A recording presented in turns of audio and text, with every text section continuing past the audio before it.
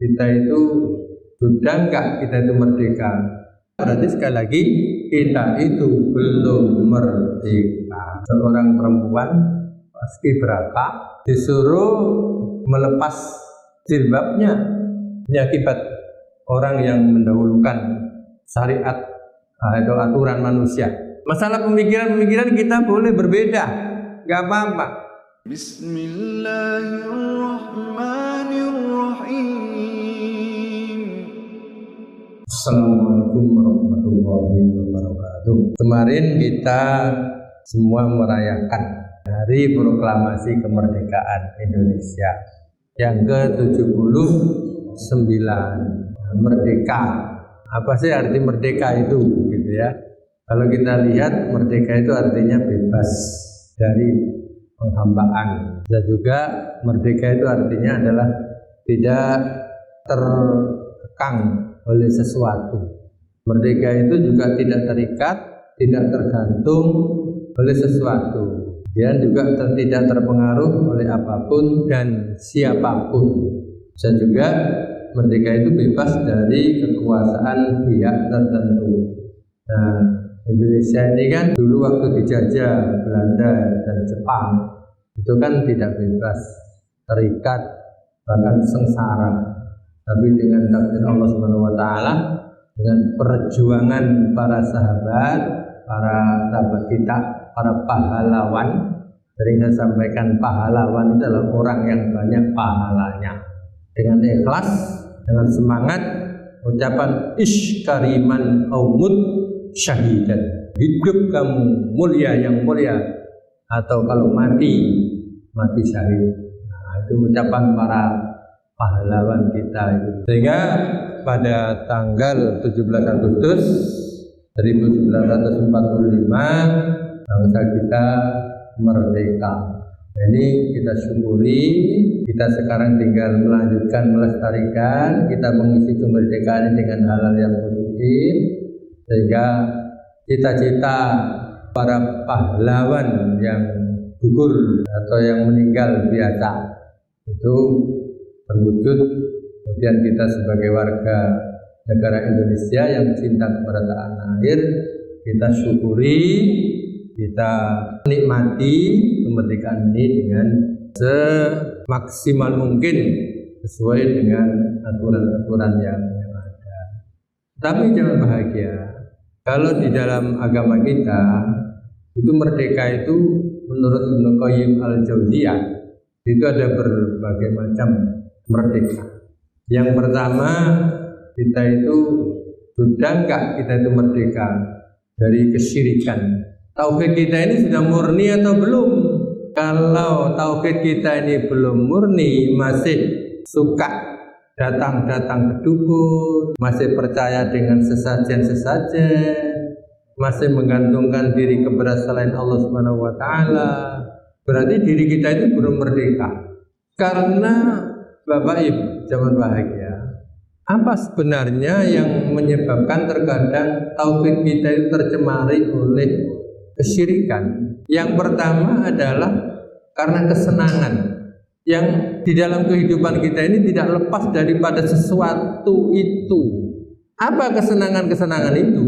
Dan memang di dalam diri kita itu adalah ditanamkan oleh Allah Subhanahu wa taala kesenangan-kesenangan yang kesenangan itu apabila kita tidak bisa mengendalikan diri, maka akan terjebur kepada kesyirikan itu. Jadi kalau akidah kita itu sudah merdeka, berarti itu luar biasa sudah.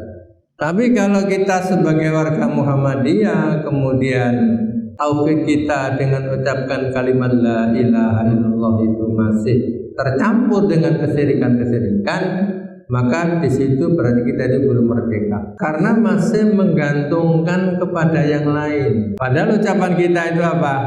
Ucapan kita itu adalah sering kita ikrarkan itu iyyaka na'budu wa iyyaka nasta'in. Hanya kepadamu ya Allah kami menyembah, dan hanya kepadamu ya Allah kami mohon pertolongan. Tetapi kalau kita sudah seperti itu, kemudian kita kok masih melakukan sesuatu yang bertentangan dengan akidah kita, berarti sekali lagi kita itu belum merdeka. Ini menurut Ibnu Qayyim Jauziyah bahwa orang ini dikatakan merdeka apabila tauhid kita itu murni. Maka itulah di Muhammadiyah itu ada istilah tajrid. Tajrid itulah memurnikan akidah sehingga akidah kita, tauhid kita itu tidak tercampuri dengan kesyirikan-kesyirikan. Kenapa pertama disampaikan terkait dengan masalah tauhid, kita bersihkan dengan kesyirikan-kesyirikan? Karena syirik itu termasuk dosa yang tidak diampuni oleh Allah Subhanahu wa taala. Di dalam Al-Qur'an Allah menyatakan innallaha la yaghfiru ayyushraka bihi wa yaghfiru ma duna dzalika liman yasha. Sesungguhnya Allah Subhanahu wa taala itu tidak mengampuni dosa syirik, tapi mengampuni dosa selain syirik. Tetapi kalau dosa syirik itu sebelum meninggal dia taubat, nah itu akan diampuni oleh Allah Subhanahu wa taala. Yang tidak diampuni adalah dia itu membuat dosa syirik kemudian dia meninggal, maka itu tidak diampuni oleh Allah Subhanahu wa taala. Nah, jadi kalau asalnya kok percaya pada jimat-jimat, percaya dengan bungkusan-bungkusan yang dikatakan membawa manfaat dan madharat, kemudian setelah ikut pengajian sadar bahwa itu adalah menyalahi aturan, kemudian dia bertaubat, berjanji tidak akan mengulang lagi, menyesali perbuatannya, maka dia di situ Allah akan mengampuninya. Innallaha tawwabur rahim. Allah Subhanahu wa taala itu Maha menerima taubat dan Maha pengampun. Kita pahami bahwa dalam kehidupan kita beragama yang dikatakan merdeka itu adalah apabila tauhid kita tidak tercampur dengan kesyirikan-kesyirikan itu. Nah, apa yang menyebabkan kita itu banyak melakukan kesyirikan terkadang itu? Di dalam Al-Quran misalkan kita lihat di surat Ali Imran, Allah Subhanahu wa taala berfirman begini. Ini yang menyebabkan orang itu senang, tapi terkadang juga dengan kesenangan itu sampai melampaui batas. Zuyyina lin-nasi hubbus syahawati minan nisa wal banina wal qanatil muqantarati minadz dzahabi wal fiddah wal khailil musawwamati wal an'ami wal hars dzalika mata'ul hayatid dunya wallahu indahu husnul ma'ab. Ini yang terkadang kesyirikan itu akan muncul kalau kita itu mencintai sesuatu yang sesuatu itu berlebihan. Zuyyina linnas, di dalam diri seorang itu dihiasi rasa senang. Kepada siapa? Hubbus syahawati minan nisa, cinta kepada wanita. Begitu juga sebaliknya ya. Wanita itu juga cinta kepada laki-laki. Kemudian wal banin, cinta kepada anak. Kalau cinta kita kepada anak itu berlebihan, itu juga akan menimbulkan kesyirikan. Kemudian lagi wal qanatil muqantarati, dengan harta. Dengan harta itu banyak juga orang itu kemudian gara-gara harta bisa menimbulkan kesyirikan. Dan harta di sini disebutkan minadz dzahabi wal fiddah, emas dan perak. Wal khail musawwamati, dan kendaraan yang bagus. Banyak kan orang itu kepingin kendaraan, kemudian lantaran nggak bisa beli, kemudian dengan korupsi. Baru-baru ini kita lihat ya, kemarin itu kan ramai gara-gara seorang perempuan paskibraka disuruh melepas jilbabnya. Padahal aurat perempuan itu kan seluruh badan kecuali muka dan tapak tangan. Dan ini didasarkan dengan hadis Rasulullah SAW itu pernah bersabda begini, ya Asma, innal mar'ata idza balagatil mahid la yasluhu ayyura illa hada wa hada. Hai Asma, sungguhnya perempuan itu kalau sudah datang bulan maka tidak layak untuk menampakkan auratnya gitu, kecuali hada, sambil langsung menunjuk hada wa hada, kecuali ini dan kedua tapak tangan. Nah, mau melepasnya itu karena apa? Karena nafsunya pengen mendapatkan pujian dunia, karena nafsunya pengen mendapatkan kemasyhuran, keterkenalan. Wallahu alam. Tapi yang jelas itu kan tidak bagus.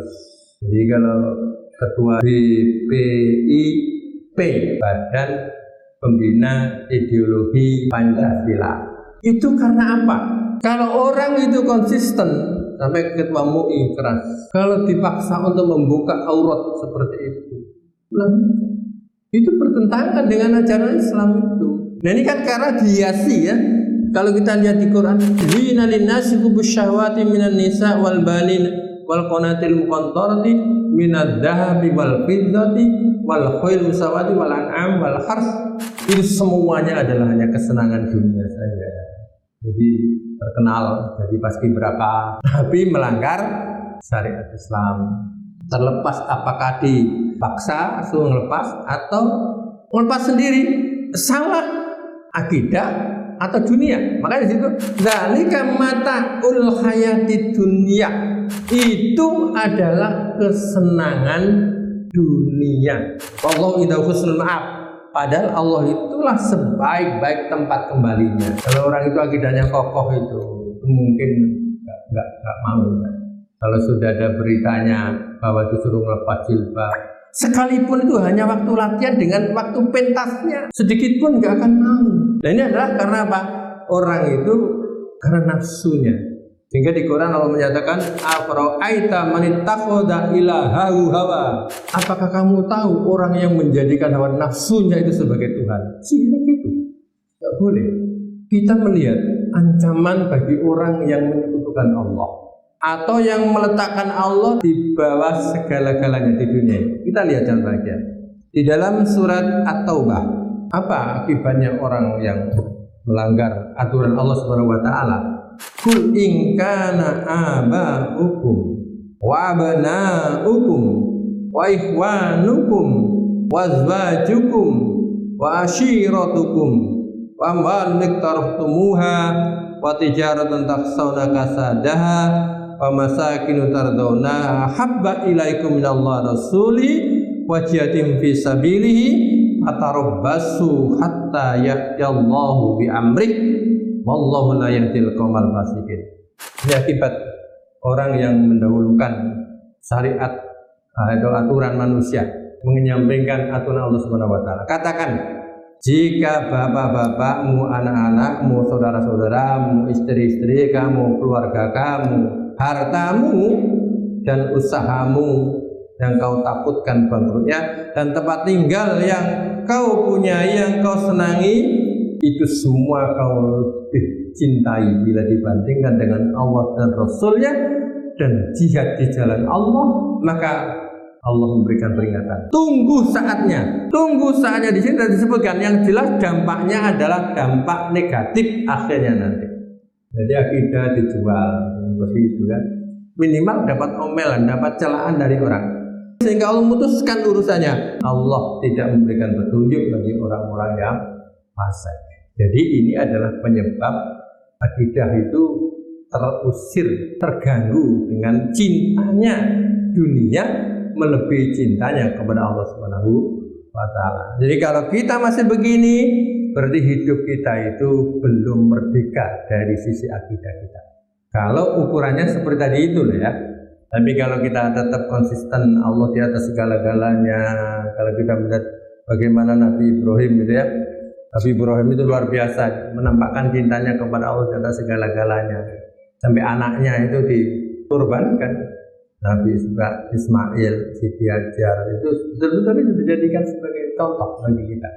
Kita cinta dunia boleh. Sering saya sampaikan, tidak ada larangan. Ukuran berapa banyaknya tidak ada larangan cinta kepada dunia. Tadi sudah dilihat, tapi jangan sampai melanggar aturan agama. Orang yang beriman itu dikatakan beruntung itu apabila dia itu bisa berzakat kok, dan tidak bisa berzakat kalau kita nggak punya. Qad aflahal mu'minun kan disebutkan di situ. Yang pertama, sungguh sangat beruntung orang yang beriman itu kalau sholatnya khusyuk, kemudian dia mau berzakat, dan tidak bisa zakat kalau tidak punya. Makanya orang Islam itu tidak ada larangan untuk mengejar dunia, tetapi ingat caranya. Saya yakin itu pasti berkah juga punya atau mendapatkan yang besar gitu ya. Tapi karena melanggar aturan Allah itu Allah menyatakan fatarabbasu hatta ya'tiyallahu bi amrih. Kemudian yang kedua, kita itu dikatakan merdeka Di dalam kehidupan kita berislam ini, apabila amalan-amalan ibadah kita itu terlepas dari bid'ah, kita ngamalkan sunnah Rasulullah Sallallahu Alaihi Wasallam. Jadi sering saya sampaikan bahwa perkara bid'ah itu perkara yang memang sungguh menjadi perhatian bagi Rasulullah Sallallahu Alaihi Wasallam kepada umatnya. Bahkan kullu bid'atin dhalalah wa kullu dhalalatin finnar, jelas ya.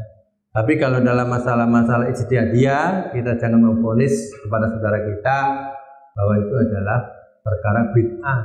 Kita tahu, sering saya sampaikan, kalau dalam masalah-masalah ijtihadiyah beda pemahaman dengan saudara-saudara kita prinsipnya adalah lana a'maluna walakum a'malukum, amalku, amalmu.